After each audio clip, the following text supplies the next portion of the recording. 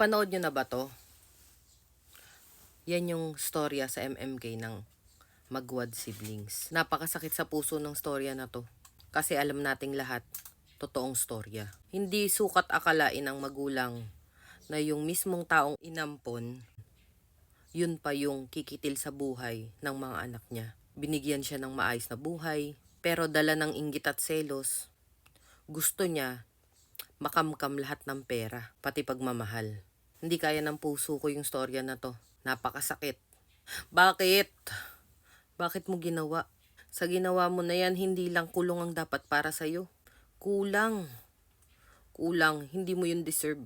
Mas deserve mo ng grabe. Hindi ka tao. Hindi ka tao. Makasarili ka. Masarap ba yung pakiramdam habang ginagawa mo yan sa kanila? Masarap ba? Kaya ang hirap magtiwala eh. Nagbigay ka ng tiwala ng totoong pagmamahal mo, tapos ganto ang igaganti mo? Bakit?